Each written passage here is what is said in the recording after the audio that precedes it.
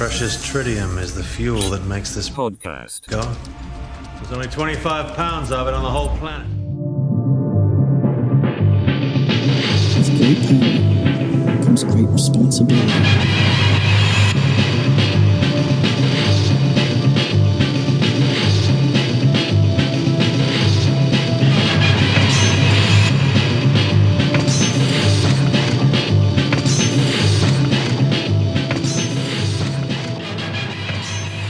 Did you know that Spider-Man is dead? There's no more. There can be no more Spider-Man now that he's out the MCU. Well, I don't know about dead. He's dead. I've seen it on Twitter, man. He's dead. He's pointless. The only thing that's going to be dead around it is like Uncle Ben looking at a reboot for the fourth time, saying like, "For fuck's sakes, I can only die so many times." You know, Robert Baratheon. You've got to wheel this guy out to get shot, stabbed. All he is that like little bread and butter, that foundation of the story. You know what I mean? Like, give me something for the pain and leave me to die. But yeah, man, Spider-Man's dead. Like I've seen Twitter. I've been on it. People, it's dead. It's done, mate. Like there can be no more Spider-Man. Out. Yeah, people forget that it's been around since 1960 fucking one or whatever. Yeah, but the thing is corporations are essentially huge fucking douches. And they will do stuff purely to spite another company. I think, genuinely, Spider-Man should have been passed into the public domain by now. That fucking should have happened a long time ago. Surely. Well, man, most comic book fucking characters should have. Like, it's only like 50 odd years, isn't it? Well, there's this whole thing about was it the creator of Batman where he? That's the Mickey Mouse fucking. It always comes back to Disney. Well, follow the money, mate. Follow the money. Well, funnily enough, if they didn't have that rule, they could still use Spider-Man. Very funny, very funny. But no, we aren't dead. We're swinging through Spider-Man. We're reading through Spider-Man comics for the very first time. We're 68 issues in, plus all the bonus shit we've done. I'm James. That's Brad. We're Spider-Man fans now. We can say that. Oh, definitely. without Spider-Man stan. I stand Spider-Man, Brad. Can I say that? You can, but you're not happy about it. You don't sound happy. I'm not happy about it. No, that's upsetting. It's fucking. I'm a Spider-Man fan, and I'm proud. But I think what we do have to say at the start of the podcast is this isn't gonna be a podcast that helps Peter Parker along his life issues. No, we do not respect Spider-Man. We don't respect the comic books. Yeah, we shit all over it. Yeah, they're great things, but we are not here for a laugh. Well, we are here for a laugh. Oh, that's the only thing we're here for. We're here to kind of read it and offer our interpretations, and our interpretations aren't good. They're so shitty, and we take so many shots at so many people, and people were sad that we took shots at Donald Trump, but everybody gets one. It's either all on the table or it's all off the table. You know, there's a very select few that I don't take shots on, and that's because there's no funny jokes. You know what I mean? Like, if it's up for it, British humour is you pull the gun and you pull the trigger. Except we don't have actual guns. No, the humour is the gun. We only hurt your soul, not your physicality. Oh yeah, we don't really have much of a tangent for the start, Brad. So shall we get into it? We're at the Amazing Spider-Man 68, and I think it's relatively pointless. Oh mate, it feels like forever since we've actually been back onto an Amazing Spider-Man comic. So we read like the annual and the Spectacular Spider-Man magazine, and both were they were sick. They were good. Oh yeah, like Spider-Man went to Algeria. What I forgot to say is when I'd done my DNA test, you know, when you spit into the tube, send it off. I did not know that you've done that. You do know to keep that shit on keep that shit on ice for a very long time. Well, my nan says she's French. That's a lie. Your nan's a dirty liar. That's a lie. She's possibly Algerian. So I have just I spent the whole episode taking shots at my homeland. I could just imagine now, like frantically searching through Ancestry.com, just trying to find the liar in your family. Which one of you fucked says you were French? They're all liars. Like my granddad hates America. Guess where he's from? We always thought he was Irish, and he is, but he was one of the Irish people that went to America and come back because I didn't make it. Oh, wonder. Yeah, sad times, man, sad times. But I do digress, man. Spider-Man went to Algeria. He found out about his parents, so he did find out about his lineage. It works. A tangent works. You don't have to spit in a tube for it. No, you can just go to Algeria and have a fight with a chair. Cause acts of international terrorism. We found out a few little tidbits about that Algeria trip. That Red Skull wasn't the real Red Skull. He wasn't the Nazi one. There was a communist one as well that they retrofitted to make communists like bad. So right now he's not a Nazi anymore. He's totally red. Literally red. Red Skull that's red. Yeah, I kind of feel a little bit lied to. Yeah, I feel like the old bait and switch. I wanted the real one. I wanted the legit Nazi Red Skull, but he must have been on ice. And Larry Lieber, I think he's Stan Lee's brother. I think it was Eric that said this. A loyal listener, Eric, who said that Larry Lieber, who helped out with one of the jobs on the Spider-Man Annual 5, he's Stan Lee's brother, and Stan Lee's name obviously is Lieber, which is always upon Wikipedia, but you never take it in because he's Stan Lee. What's his first name then? Is he Staniel? Staniel Lieber. Stan. I don't know. It just says Stanley. Like it just says no Stanley Martin Lieber. Ah, okay. You know, sometimes you just got to keep it in the family. And of course, we read the Spectacular Spider-Man magazine, which was like the best Green Goblin story that we've read. It was probably the best one, actually, looking back at it. It was fantastic. There wasn't a single panel that wasn't packed with complete drama, especially that sit-down meal. Oh my God. So, you know, when your aunt's in town and she's like, no, I'm picking up the bill. And he's just like, no, we can't allow you to do that. And it's just like this you love someone so much that you want to punch them in the face for offering to buy a bill. Yeah, how you're not paying for yourself. You are not exactly. You were not paying for this bill. You are a visitor, and they're like, no, I'm paying this fucking bill. And you like stare at each other, and you literally have to wrestle down the fucking waiter in order to pay for the bill. No, it sounds particularly intense dining situation. I was about to say, I don't know if that's just everyone's family or just mine. No, it is true because you just get frustrated. You're just like, just let them fucking pay. Mom, please let them fucking pay the bill. Because it's just like kicks off, and it is a front. It is a front. Oh yeah. Not everyone knows it's a front. Just like you know, if they get saddled with the whole fucking thing, they're gonna regret it.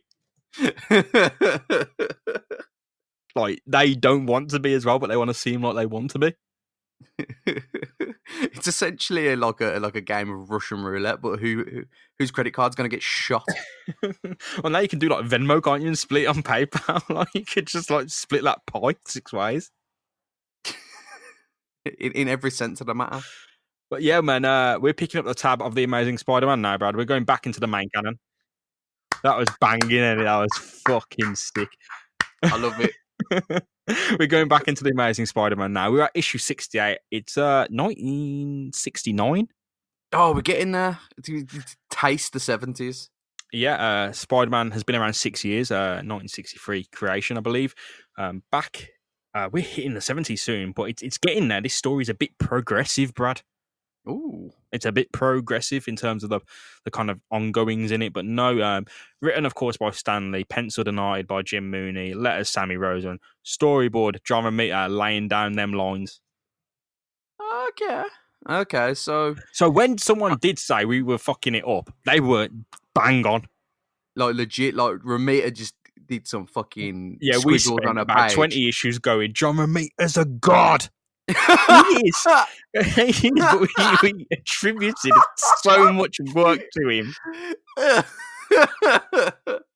Oh, we are surely going to copyright hell. Well, Brad, issue 68, Amazing Spider-Man, Crisis on Campus. Starting off, bang on, it's the Kingpin. He's here. He's back in it straight away, man. Straight from the get-go. Big old full page panel, Crisis on the Campus. And my man is looking at a PowerPoint presentation, but it's a slideshow of an ancient language tablet that no one can decipher. Do you reckon that they would still have that problem? Like, when you try to play a video in PowerPoint and it don't quite work so well, so you have to like close the video, close the PowerPoint, like super unprofessionally, and go onto YouTube in order to load up the video from a separate browser. So like when we did the video class in school, and you don't realize the connection between file assets and the time on the work project, and if they're not on the same USB stick, it doesn't exist. You know what I mean? And you find out when you put it on screen, you're just like, oh, it's blank and it's got the music and nothing is happening. Premiere Pro just sitting there like shrugging its shoulders, like, I don't know what to tell you, man. We had a Windows Movie Maker. It wasn't no Adobe. Oh man, did you not have access to an Adobe? Brad, we both used it at school. Windows Movie Maker. There was no other option. It is coming back to me now. Oh, I use Corel Draw, which isn't even Adobe. Fuck, our school was terrible. Yeah, it's bad. Oh God. You can read up about our school and the antics. There are antics, man. Oh, that you can read about people about our school. The antics. And no one wants to hear about our school. It is honestly like, because in America, things happen at schools. Awful things happen at schools, right? And in England, it doesn't really happen. Like, nothing major happens. Our school's seen some shit. Like nobody. Our school's still in the fucking news twice. And it's the same geezer. It's the same geezer. I can't believe it's like 10 years on and we're still in the news about the same thing. So stupid. Yeah. I'll link it in the show notes because we can't go on. I'm linking it. You can read about our fucking school. Through this podcast, me and Brad have a valid claim to be the most successful people from the fucking school. But no, the Kingpin's got a PowerPoint presentation on display. I'm not going to even go onto the transition tangent. I was going to go, when you get the cool animations, not ignoring it. Star wipes. Yeah. How would you do that with the projector? You have to go You'd have to manually do it. You'd have to manually push the slide into the side to the side of the other slide. But like, do you know when it spins onto the screen? Just this really fucking geeky, nerdy guy just spinning the slide in front of the back of the screen, making it wobble. Can we get onto page 2? Is it all right if we get onto page 2 of the issue? No, we will fucking rip to shreds this terrible little one-panel slideshow until the cows come home.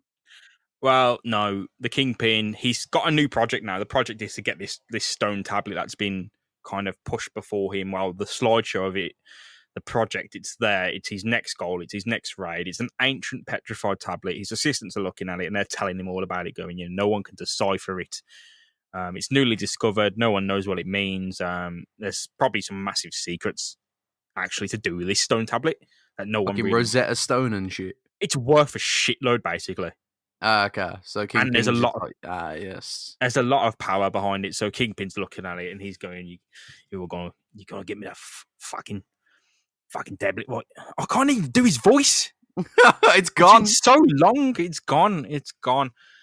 But no, he's there and he's really angry about the fact that the tablet is now at Empire State University, and as close as it is, if he goes for it, that means Spider-Man's going to be there because Spider-Man's the local hero around that place. So almost as though he's like a student or something. Well, if he goes for the tablet, right, he's going to have to fight Spider-Man, and that kind of enrages him. It thrills him because he wants to beat Spider-Man, but it enrages him because he can't let himself forget basically that he owes Spider-Man a fucking beatdown. Everybody gets one. Yeah, everybody gets one. It's just like opposite the PowerPoint, there's a massive chalkboard with literally Kingpin on one side, Spider-Man on the other, with just one strike against it. Well, his assistant looks like Harry Osborn as well. It does, doesn't it? It's just kind without like the cornrows. Harry Osborn. Yeah. And not Norman Osborn, just like... Straight up Harry, the weak one. The receding hairline. Oh, he's fucking 18, man. Male pattern baldness is not a joke. No, it's not even male pattern baldness. The geezer looks 47. Oh, yeah, with that little dicky behind that. He's got like... He's riddled with fucking eczema. You know, he's got dry, itchy skin. He's so thin. His knees must be bleeding when he stretches them. Like, you know, when the joint has to articulate and stretches the skin too far. That's the real effects of stress, my friend. Exactly, it is. Yeah. So Harry Osborn's under stress, as we all know, because he's probably going to find out his dad's the Green Goblin at some point. Yep, very soon. It's very fun. Going to be very funny for us all. Not for him. Absolutely not for him. But for everyone else is just going to be like, "Oh my god, I had no idea that your dad was an absolute wacko lunatic." And Harry's going to be like, "Why didn't no one tell me?" Like, oh, Harry, I had no idea that your dad was that cunt. Like, the guy's a dickhead in his normal life. It's not much of a stretch. It doesn't even matter that much. So, oh, fucking wow, the dickhead's a dickhead. Basically, the Kingpin is so angry at the mention of Spider-Man. He rips his smoking jacket off. He says, right, okay, let's fight. And the panel turns round and he rips his smoking jacket off and he's in a gym. Don't know where this has come from. Mate, it's like a montage. It's like it's like a legitimate montage. Like you can imagine like that. Rocky IV. It is. It's just like, how'd you go from smoking jacket to gym? Bearing in mind, this man is still in his trousers. Like, he's still got his loafers. He size 16 loafers and that waist 47 slacks. Man, the geezer literally looks like a shriveled testicle, man. Like, look at how much strain is in that face for him to rip off his smoking jacket. Well, he rips that smoking jacket off. The next panel, literally next panel, as it's still the same action, and he's in a different room. He's an entirely separate room. Like, it's like a different day, and he's continuing to comment like the sentence. Right, here's what I'm saying, man. Establishing shots are important. This is jarring to say the best. Like, you can get away with a lot in comics by skipping like panel to panel. The guy is halfway through a fucking sentence. This is what I'm saying, man. It's like a montage, you know, when he like zooms in on the face and then it zooms back out and they're in a different situation. But he's saying the fucking same thing, Brad. Like, imagine Mulan, but with Kingpin. You know, let's get down to business, but with Kingpin's big burly body. It's just he's in like a kind of wet office, you know, them damp offices, and it's just like the windows are full of condensation. It's shit in there, and the curtains drawn. It's like, it's so bright in here now, and it looks shit. Then the next panel, he's in like a little warehouse with a floor-to-ceiling like gated window, loads of geezers pumping iron. That it's a gym. It's like, it is a legitimate gym. It's got the apparatus, yeah, on the wall. But he turns round, and I'm gonna just throw this one out there. He's wearing literally nothing underneath his smoking jacket, so titties flopping left, right, and centre. Like, this bear of a man has just interrupted everyone in the middle of their set, and he's just started punching fuckers left, right. So the Kingpin's in a room. He's kicking ass. He's laying out all his henchmen for whatever reason. Like, literally in the middle of sets, like in the middle of lifting weights. Like, literally, there's like you know, Slick Dan and Stabby Steve just there, like 1, 2, 3, and then it's just like it's just like Kingpin laying the fucker out. So, hello, you fucking cunts. Who wants to tango with the Kingpin? Oh my god, the next page is him just still kicking the shit out of this. There's so much like male flesh on display. It is literally it's just to show you the prowess of Kingpin, just because he's a large fella. You know, he knows Taekwondo, he's fucking best in a jiu-jitsu guy, he's best in a karate guy, he's best in a boxer. You know, he's to sort of show you that he's like, he ain't above the UFC, man. He's ready to go for that ground and pound. Look how fast I can fucking move, right? You But never it is, fucking man. catch He me. moves. He moves. So, oh, mate, you see him slap that geezer. But he's telling people as well. He's like no one guesses how fast and powerful I am. And I'm like, well, you're just showing them. They know. They believe it. I was about to say after you fucking murked the first geezer, I'm pretty sure everyone would realise. The hell? It's just, and the henchmen are saying the longer we can keep him fighting, the more he pays us. So it's just like these people know their job is to get their ass kicked. It's very funny. There's one guy completely upside down as well. Like, completely upside down. Well, he basically takes his room out. His assistants come and put his smoking jacket back on, and he's just like sweating and laughing, and he's like, he doesn't want any of them there. No, he doesn't want nothing to do with them because he's beat them, and he just takes them all out. After he's done with them all, he goes, right, time for the tablet, time for Spider-Man. Stabby Steve's just like, excuse me, Mr. Kingpin, could I please get my P45 before I get lost? Get the fuck out. Could I get a referral, please? Get the just fuck for my resume. I'm sorry, sir. I tried so hard. You just moved too fast. Fuck off. Okay, sir. There's more gym apparatus now that it's moving through the yeah, it's got the hoops and that in it. It's just hoops, like the added stuff now, and you're like, yeah, that wasn't there before. Yeah, but like in the background of that, there's bookcases. Is this an office cum gym? Those books their pages must be cold with the fucking humidity. Now but sweat. Shall we catch up with Spider-Man? Of course. Spider-Man is locked out of his apartment. How does he not have a key? Could he not climb through the window, which seems to be like all the fucking time? Oh, he goes to climb through the window, and the windows are locked, except Harry Osborn, his flatmate, Peter Parker. Of course, Spider-Man, he goes to climb through his window. His window's locked, so he goes to Harry's window, which is open, but he's like, I can't really climb through Harry's window because Harry might be in there.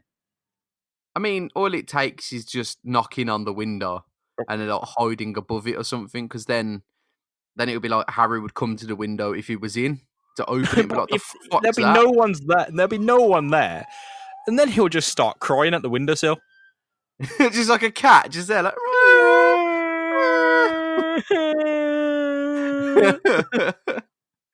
Right, how come Peter's window's locked but Harry's is open? Did Harry just all of a sudden get very safety conscious and decided a lot about their personalities, man? Decided to just fucking lock Peter's window instead of his own? Well, Peter knows that there's every chance that some fucking rabid crazy person could come flying through that window any second with pumpkin bombs. That's a good point. That's a very good. Harry Osborn's like Harry Osborn's just it's a bit humid in New York today. Let's open the old window. You know, it's so typical. You open your window for 10 seconds and you always get these kind of insects coming in. Well, yeah, literally, Spider-Man sneaks through the window. But, okay, the lights are left on. These bugs crawling in. It's like, sorry, you paying any rent, guys?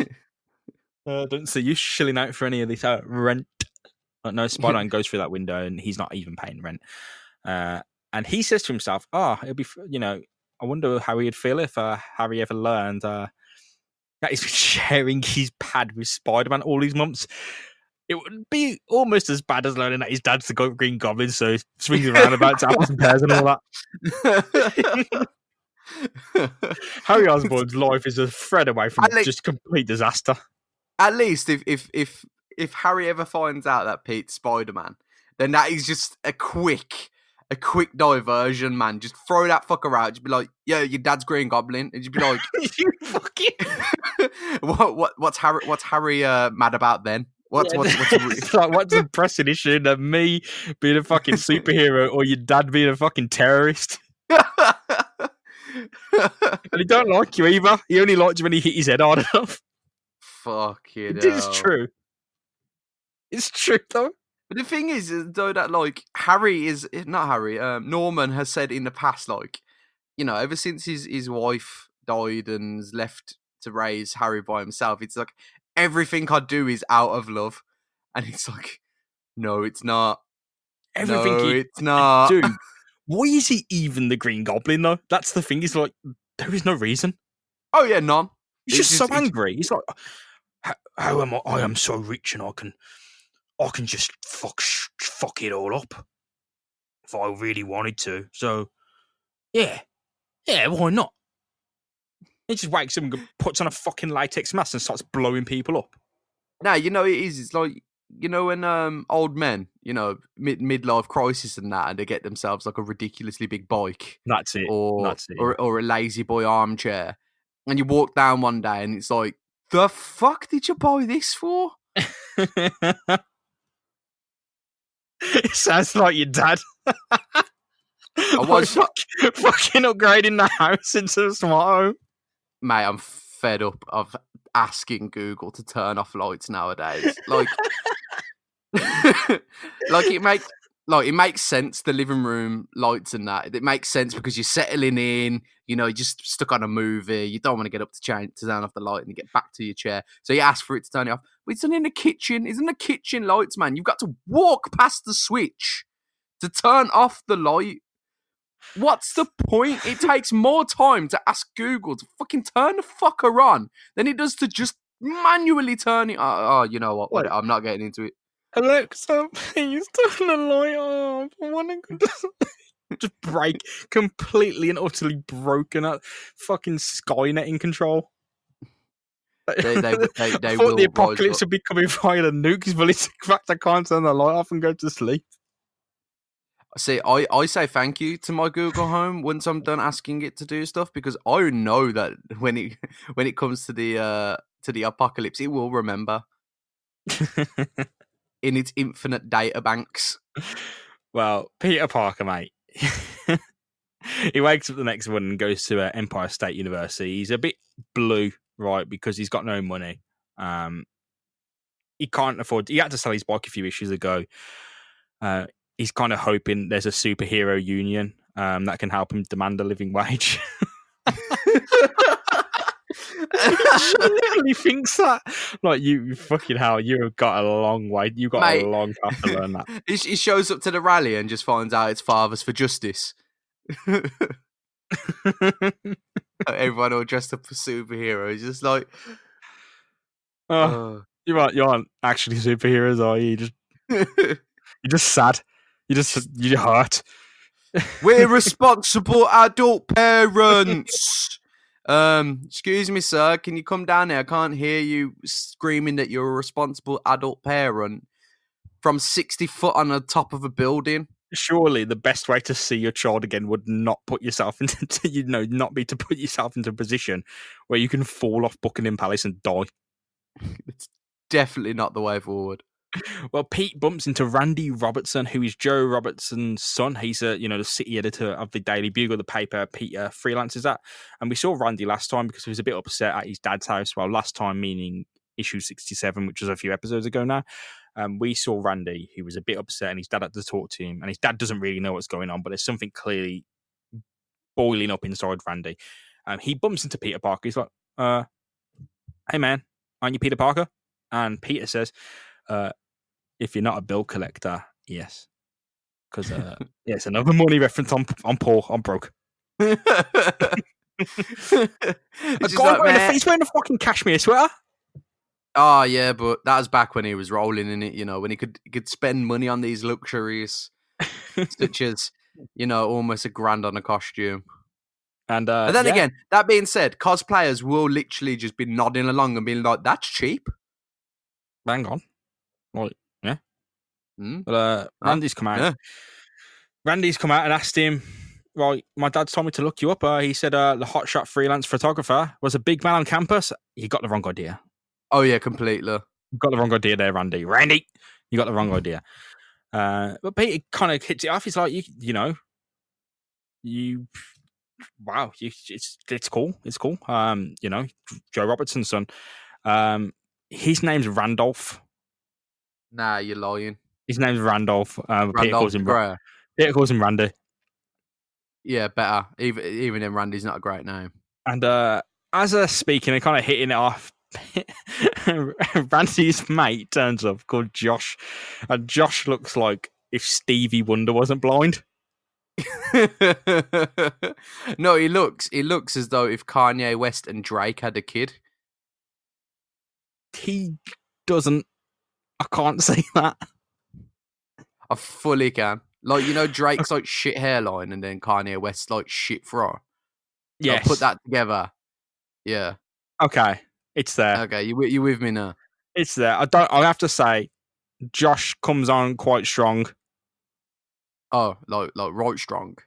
He comes real strong. He basically walks in and Randy's like, "Oh, hi Josh. Say hello to Pete Parker." Josh comes straight in and he goes, "Hi Randy. I want to ask you something, Peter. Where do you stand on the exhibition hall issue?" I'm like, that is right strong. That is all the way up. Josh is like, gotta open up with a line. What do you think of that? What do you think of the Hadron Force Collider?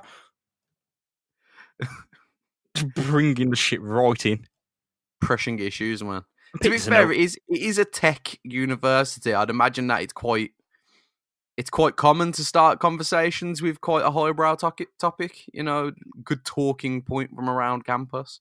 And I mean, this is just lurching into the 70s. It'd be like, "Hey, what do you think of code? Code's cool, right? Yeah, you're tapping on that big computer, right?" Don't you think how they've managed to squeeze one computer into a room is now really fucking small? Hey Pete, have you ever tapped the keyboard and pressed 1+1 and the computer says 2? That's funny. It's so fucking good. Wow. I wonder what you'll be able to do in 2019, right? When was Pong invented? I feel like that was like... They didn't have access way off, to isn't it? Fucking Pong. Pong was 72. Okay, so it's not too far, but this isn't it. They can definitely press 1 on the keyboard and 1 comes up on the screen, and then they have to press what plus, and then that's the only thing computers were good for in the 60s. You can add and then go, right, I can't type anything except numbers. But Josh says, he tells him the issue, the exhibition hall issue. Basically, they've got this clay tablet there, right? It's an exhibition. Once that clay tablet is moved onto a new university, they're turning the students' exhibition hall into a private dormitory for the visiting former students, the alumni, not the actual current students. And Pete says, "Hey, isn't it meant to be for the students?" And Josh says, "Now you get in with it, dog. We've been petitioning." He almost says that. He says, "Man, I thought he said dog." He says, "We've been petitioning the dean to turn the hall into a low-rent dorm for needy students because all the old graduates are loaded. They don't need a dormitory here." Right, Josh, let me stop you right there, Josh. Old graduates are not loaded. If you think they are... This is 69. If you were a graduate in 69, you were instantly given £6 million. I'm sure that's how it works. I was about to say, I'm not... I'm worse off now, and I was eating beans when I was in uni, like literally living off beans and super noodles. And I am literally worse off now. Well, basically, it seems like the students are getting pretty riled up, and Josh kind of goes that we're not going to be really taking this for long. If they want to give it to rich people, fuck them. So I feel like every other issue, they just want a reason to protest, just because Marvel wants to be like, "Yeah, we're on with this protesting malarkey, man." I do remember listening to something, and it was about the origin of Spider-Man, and there was a protest in like a slide. Or it wasn't this issue, I don't think. But Steve Ditko wanted Spider-Man to swing over and go, fucking kids. Fucking what did I know? And Stanley wanted him to get involved with it. Ooh, different funny. in the creativity. Very funny. But now Peter Parker's like balancing it. He's like, "Ooh, I need to see both sides. Whoa, I'm educated. I'm intelligent." You would think, being a university student, even if he disagreed, he'd get involved with it for the fucking hell of it. But he's kind of really apprehensive about it. But anyway, as Josh and Randy walk off, Gwen Stacy kind of comes behind Pete, puts hand over his eyes and goes, "Peekaboo, guess who?" And he says, and this is Gwen, right, his girlfriend. Yeah. Puts Gwen Stacy, his fucking girlfriend, puts her hands over his eyes and says, "Guess who?" And he says, "Hey, Mary Jane." Oh! Instant doghouse, my friend. And she's like, "Mary Jane, what? It's me, it's Gwen." And Pete's just like, Spidey sense, where were you when I needed you? And I'm like, you should know your girlfriend's fucking voice. Could have been worse. You could have put the hands around his eyes and said, guess who? And he's like, fucking Green Goblin! No, and just like punched her in the face. Harry's dead. The Green Goblin. He gets out of it somehow, and they hit it off, and they're doing the whole lovebirds thing of, my gorgeous Gwendolyn and all that rubbish. And it skips. Nah, it definitely wouldn't work that way. Definitely didn't. He should have got hit. He should have got hit in the head. Instant. But Randy's dad, Joe Robertson, at the Daily Bugle, is distracted at his day job because he wants to know what's bugging his son. So this seems like a big thing, even though he keeps flashing between it over a few issues now. That his dad's kind of...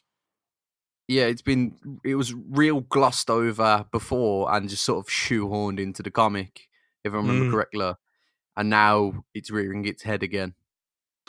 Well, the next day, Pete heads to campus and he notices the large protest led by Josh and Randy. Oh, okay, so the instigators, considering Randy's only just got on campus. The guys literally turned up there for a second and went, shit's fucked. I can really get behind this cause, which I feel no way about at all. But no, they want to cause a scene. They want protesters to march on the exhibition hall. And Peter starts going like, slow down. Stop. What are you involving me in? He actually flips out, you know. Jesus. Well, Josh comes over and says, look, Whitey. Rough. How much do you got to know? How much do you have to know about this? The school's turning off fucking the hall against us. It's turning it over to the establishment. It belongs to us. We're going to get it. We're going to fucking get it. It's our hall. And then Peter flips out again. He goes, that's your fucking style, sorry. Oh, his channeling is in a JJ. Yeah, proper. That's literally something JJ would say. Legit. He's saying, what does the dean say? The dean, obviously, the head of the school. And he's like, you don't need to know what the dean's going to say because he's trying to set up the fucking university to get money. That's clearly... There's no other side, basically. I'm just wondering how you turn an exhibition hall into housing. It's fucking drafty. It would be very drafty. And just like lines of bunk beds. Well, Peter walks off and he's pissed. He's right fucked off, man. He's really annoyed. And Randy says, where are you going? We've got a sign. And Peter says, anyone can pay a sign. That doesn't make it right. And walks off. And Josh says, cut out your chicken. And I do like the fact he got called Whitey because I think Pete would be really pissed off about that. He'd be like, I'm down with you. You don't have to mention my skin colour. I'm down. Like he's just like, yeah, I've got black friends. I've got Robbie and oh shit, the other one. Fuck. Ooh. I think the loot. What was that guy's name? The one from space. He might have been. Oh no, I'm not Spider-Man. I'm not Spider-Man. I did hit a costume villain. He could have been black. Who knows? He was under a costume. It's all right. I punch white guys as well. Mostly white guys. Mostly white guys, yeah. But no, I do think it was funny. It was called Whitey because I think like he'd be one of the guys who goes, it's a bit racist, isn't it? Like, like he'd be really upset. He'd be like, well, putting the shoe on the other foot, and I think we'd be kicking off here, wouldn't it? But no, you did you. Pete, that pissed off. He walks into the exhibition hall to have a look at the tablet, and he's upset with himself. He's like, "You did it again. You know, you were on their side, and because you felt they were pushing you around, you flipped off. But no, why? I don't know why I've done that. Basically, he just doesn't like to have his mind made up for him. I can kind of get that. But then he goes out and says, "I'm on their side, and I flipped out at them." I was about to say, if someone's echoing your thoughts back to you, then you definitely shouldn't be flipping out about it unless someone's telling you something that you quite clearly know, like over and over again. Yeah, because it's just weird. He's just like, I'm in the dark. Slow down. Tell me what's going on. I don't really fully agree. And then Josh does come in and calls him Whitey. It's so funny. The thing is, as well, is that if you have a look at that panel, you can you can literally see the point in which Peter's offended Gene gets triggered. Pete does get triggered there, doesn't he? He fully does. Like, we shouldn't say it lightly because it's a PTSD thing, but that makes him see fucking red. Oh yeah, like he flips out. But even when he's walking past the stone tablet, he's going on about, "Oh, we do really need a low rent dorm on campus because it would help out a lot of people." Meanwhile, in his cashmere sweater, yeah, his free rent in a luxury penthouse apartment just outside the state, paid for by a millionaire. Yeah, Peter, you're one of the people. Yeah, shut the fuck up, Peter. Josh and Randy have riled up the protest crowd, and they're marching on the hall now. God, I hope there's no invaluable tablet in there. They get quite a big crowd, and Randy and Josh really, really, really up for it. Josh defending Randy, saying Randy's a soul brother. Don't ever forget that. You know, don't ever, to the crowd, to the instigators, like, Randy's one of us. Randy's cool. Randy's here to stay. So let's march on this town hall. They get to the steps and they say, well, we've got to get that dorm. We've got to get that low rent dorm. So we need everyone cover this. We've got to take over the hall. They rush the hall and get inside of the hall. It's the only way to be heard, man. You got to cause disturbance like that. Meanwhile, at the Daily Bugle, J. Jonah Jameson is looking at the TV, seeing a load of young kids, not all his colour, and he's getting really riled up, thinking there's a story here. It's a riot, apparently. He's just banging the top of the TV, just going, yes, yes. Yeah, he's like, it's a riot. We're going to throw that book at them. Meanwhile, this Robbie's is the cost of diversity. Robbie looks up and then JJ's just going, of age and classes. I don't mean about the skin thing. Robbie, don't leave. They get their coats and they run. It's a story. He calls it a riot. It's not much of a riot. It's like when the England fans went into IKEA and kicked the bed. It's like it's not a riot. Yeah, but that cost that IKEA in damages, but made them so much money in shit meatballs. It cost IKEA £17.50. I bet you. It's like when one drunk England fan gets on top of a police car and the windscreen cracks and they're like, how could you have done this? How could you have done this? To be fair, when I see that, I'm just like, oh, fuck, there goes my tax. Yeah, that's the problem. It's like, if someone jumps on a car and breaks a screen, it's very funny. Like, because it's not like I've got a baseball bat and just went to town. It's like I'm just dancing on the car and they fell over and their fat arse went through the windscreen. It's funny. There's that video not too long ago of the dude jumping on top of the bus stop. And it goes straight through. But people say that's a riot, and I'm like, yeah, a riot of laughter. It is a riot. It's not a riot until one car is flipped.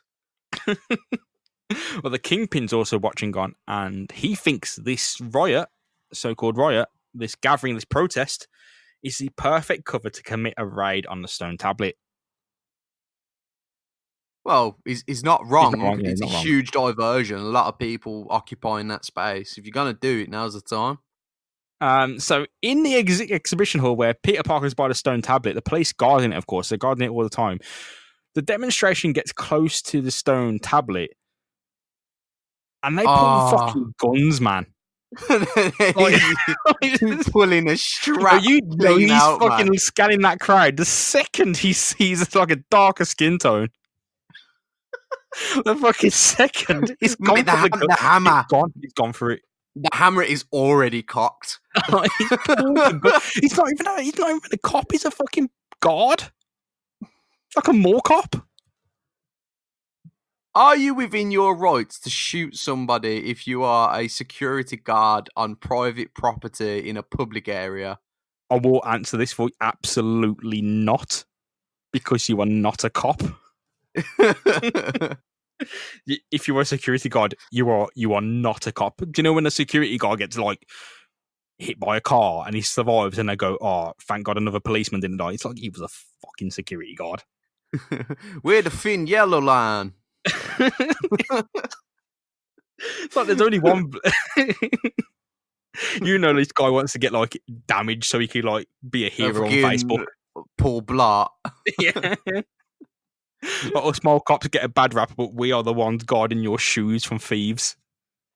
I feel like these security guards would employ the South Park logic of they're coming right at us.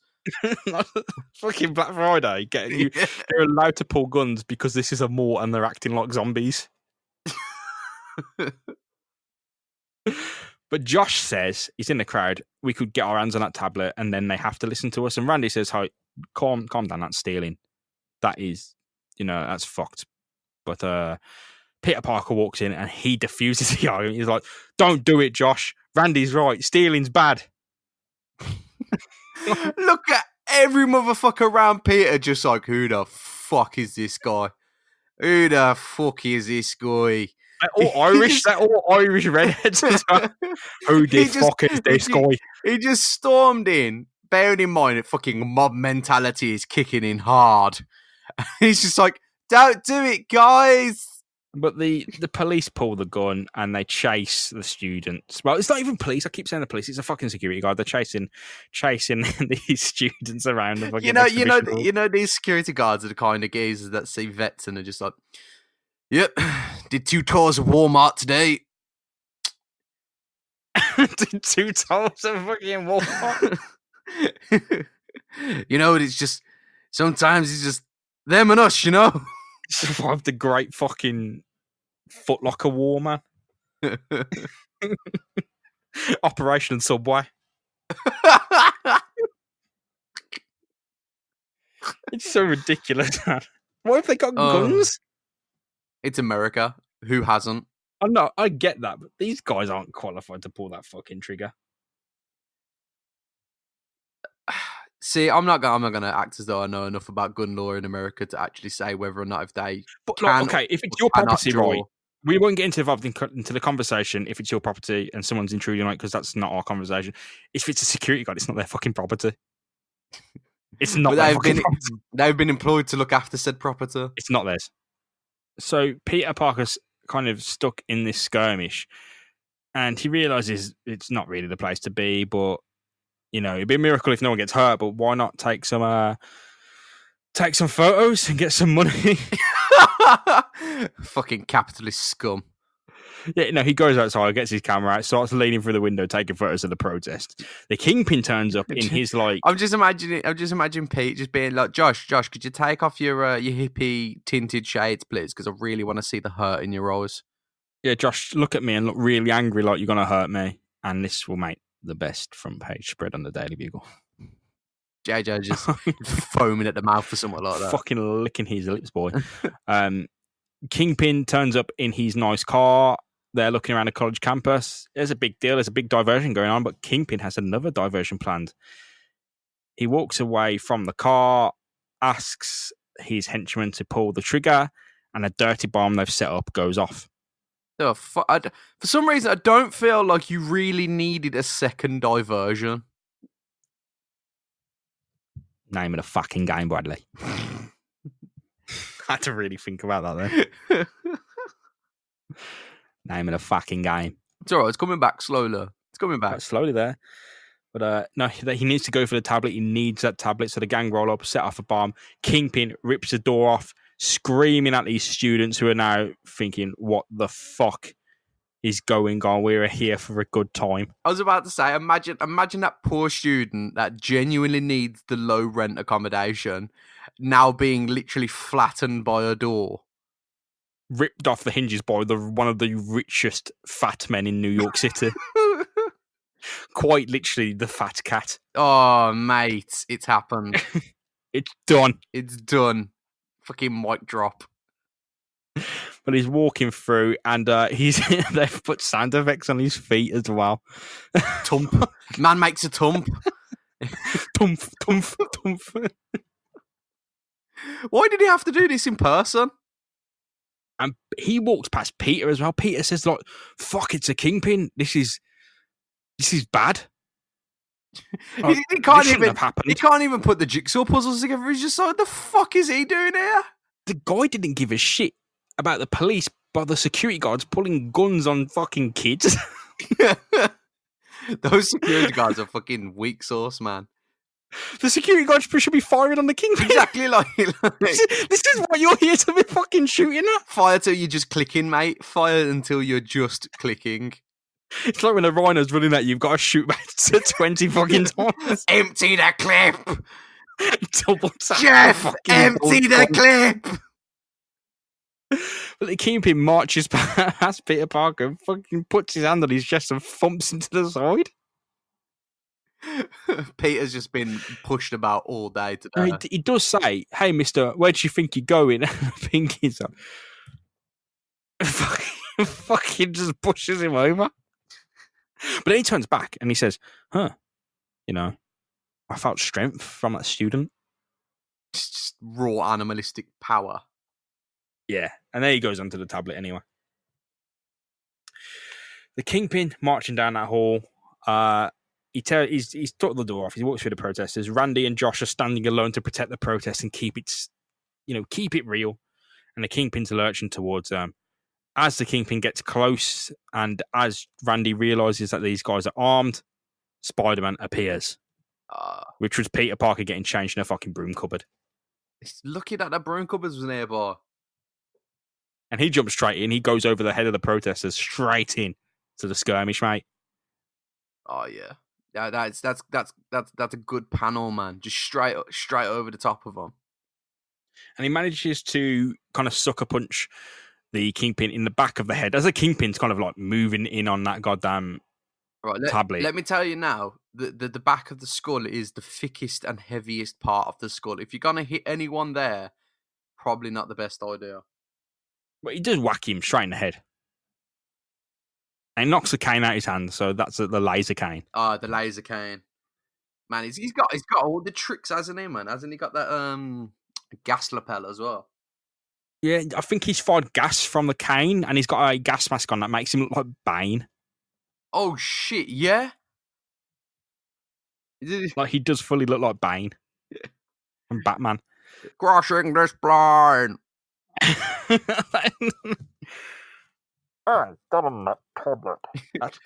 Mysterio. It's the same thing. I've completely lost Kingpin voice. I'm really upset with myself. Mate, just the biggest, fattest cockney geezer you can muster in your mind. You fucking cunt. There we go. There it is. Kingpin moves in on Spider-Man, puts him in a big bear hug, tries to break his bones, and he does the military press of Spider-Man, slaps him off the floor. Spider-Man does his old duck and dive and dodge. Randy Robertson, the little kid, jumps on the Kingpin's back and he's smashed against the wall, but it gives Spider-Man the opening he needs to punch fucking Kingpin square in his stomach. Oh, that's deliver the combo of justice, man. Man's mashing triangle and square, mashing them like pillars. Batman 66 is like.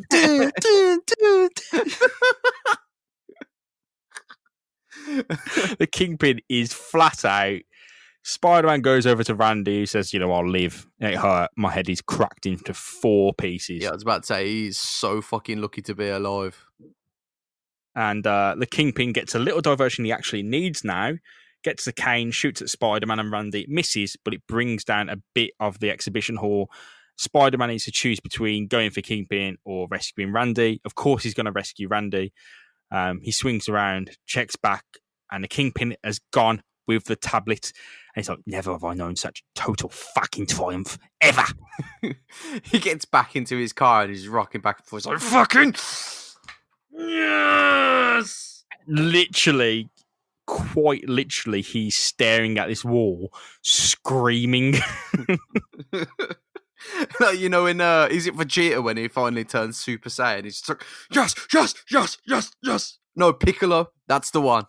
Yeah, because what happens really, actually, it looks like Spider-Man swings away, but really the rubble hits him. Ooh. It does, doesn't like it? He's trapped. Like he's trapped. He's shielded, it's shielded Randy from the rubble falling off him from the wall, hasn't it? So what the Kingpin's done is like screaming. You can hear the Kingpin's these muffled screams. Imagine him plodding up like thump, thump, thump, and taking a piss on it. That's what you fucking get, Spider-Man. This is why you don't You cross fucking me. Can't. Right, listen. You've got to fucking listen to me right now. Get Pete. Get Baz. We're fucking drinking. We've got the fucking tablet. Why am I fucking never have I known? Shut the total fucking triumph. Imagine him running the track. You could hear him running for fucking minutes. His little fat baby steps. He's got the tablet clutched against his stomach, like he's just fucking got a laptop on Black Friday. He's just caught the fucking wide receive, man.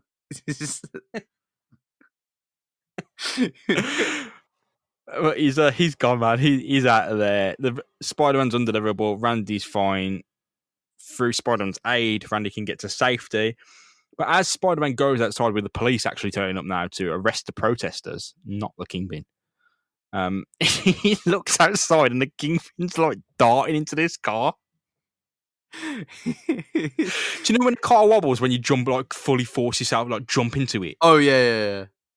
Imagine the fucking rocking of this car. He'd be going away on two wheels, man. The police take Josh, Randy, and others. They've rounded up the ringleaders, and they're taking them. They said I have their day in court. That's a bit rough. They're well within their right to protest. Joe Robertson shows up, and no one actually asked them to leave. Randy's dad, Joe Robertson, shows up, and he says, "Don't worry, we'll get the legal aid. You did what you thought was right, and I'll be backing you all the way." And Josh is like, "Your dad's a geezer." He is? Randy, your dad is a geezer. And they get put away. And Spider-Man turns around. He's like, okay, Randy's fine. His dad's there. Turns around to the car and goes, right, fucking unfinished business time. I'm going after the Kingpin. Good lad. Take the fight. And that's to where him. it ends, Brad. That's where it ends. Right. Okay. It's a bit of a wild ride. Ready to find out why that fucking tablet's so important. Yeah, it's going to be crushed under the Kingpin's fucking palms, I can tell you. Oh, I'm not going to lie, this issue's been quite weak. Yeah, it's been a bit rough, It's been a stretch, man. It's been a real stretch. There's not been a lot going on. See, we usually thrive with that sort of shit. But this has been like, there has been like quite literally nothing. Literally nothing. It's just... Like, they showed up and the funniest bit was the security guard tried to kill some kids. In which... That should never be the funniest thing. No. No, it shouldn't. But Brad, that is the end of the issue. We move on next time with the tablet in the Kingpin's clutches, issue 69. Nice. That's the Amazing Spider-Man. Nice. Is next. So yeah, you can find us at Spidey Podcast. We'd love to hear off you. And we'll see you very, very soon for some more Spider-Man action. Goodbye. Peace.